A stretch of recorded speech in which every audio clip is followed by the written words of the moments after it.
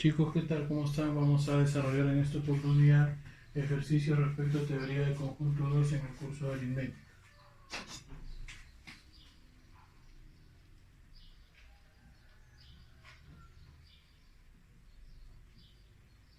Nos vamos a centrar netamente en analizar la inclusión entre conjunto y conjunto, pues, ¿no? Entonces acá yo te tengo un truco, ¿no? Cuando tú quieras relacionar conjuntos mediante la inclusión, al elemento que tú observes en el conjunto le vas a agregar dos llaves o corchetes, ¿no? Llaves, creo que son, ¿no? Llaves. Entonces recién ahí podemos hablar de inclusión. ¿Qué, profe? ¿Le agrego dos a los costados? Así es. En el caso, mira, ve, 1 está en A. Si yo le agrego llaves, como en este caso, entonces sí estará incluido en A.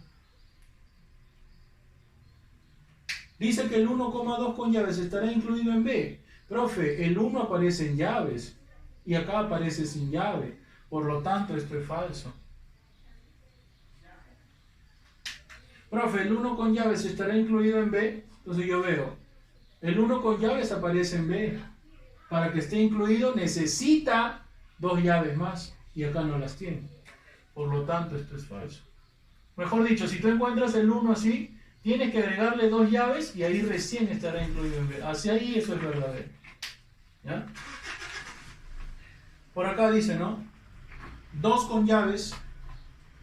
Si yo le agrego dos llaves más, estará incluido en A. Ahí sí es verdadero. Listo. Pregunta 3, también más de lo mismo. Dice, ¿no? Si A tiene los elementos 1, 3, 4, 5 y B los elementos 1, 3, 5, B estará incluido en A, claro, porque los elementos de B están en A. Entonces esto será verdadero. 3,5 estará incluido en A, claro, si yo coloco el 3,5 y le pongo a los costados llaves, hablamos de inclusión. 1,3 no está incluido en B, no, el 1,3 sí está incluido en B, por lo tanto esto es falso. 2,3,4 estará incluido en B, falso. El 5 estará no incluido en A, profe, el 5 sí está incluido en A, incluso con llaves, ¿no? Entonces esto es falso. Por último, 2,5 estará incluido en B, eso es falso. ¿Por qué, profe? Porque no está.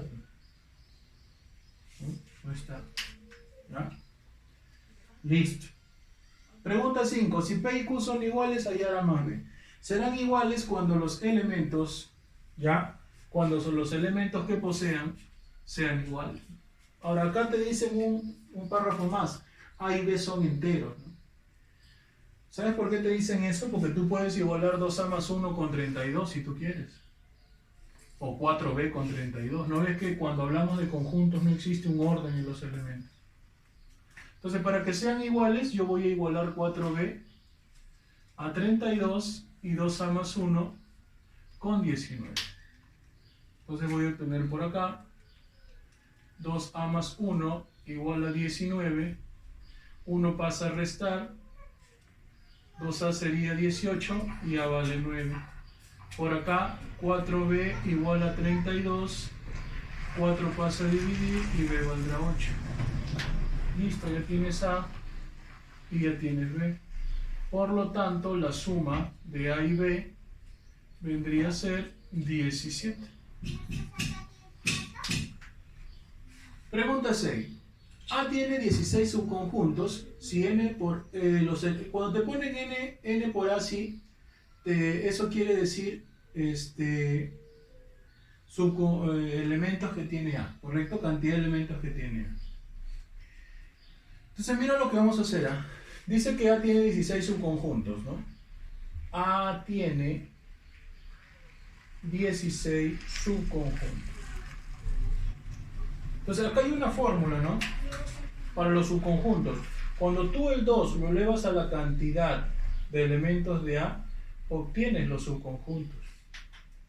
Entonces, ¿qué valor al que elevo 2 me da 16? 4. El problema te da un dato. La cantidad de elementos de A por la cantidad de elementos de C me dará 24. Cantidad de elementos de A serán 4 por cantidad de elementos de C, que es 24. 4 pasa a dividir y la cantidad de elementos de C es 6. Y listo. Ah, pero te dice cuántos subconjuntos tiene C. Por lo tanto, el número de subconjuntos de C se calcula como 2 elevado a la cantidad de elementos de C. Entonces sería 2 a la sexta. Esto sería 64. Y esta sería tu respuesta. Vamos con el último problema 7, que yo no estoy muy de acuerdo, te estoy avisando. Yo no estoy muy de acuerdo porque para resolver la pregunta 7, al menos desde mi punto de vista, vamos a necesitar tantear. Ya, porque si no, no va a salir. Te dice, la cantidad de elementos de A menos cantidad de elementos de B es 2. Y 2 elevado a la cantidad de elementos de A menos 2 elevado a la cantidad de elementos de B es 768. Te pide calcular la cantidad de elementos de A menos 1. Entonces, acá, este es un problema netamente pues, operativo. O sea, acá no va a entrar mucha teoría. ¿Ya? Entonces hay que tantear. ¿Por qué? Porque tú tienes que encontrar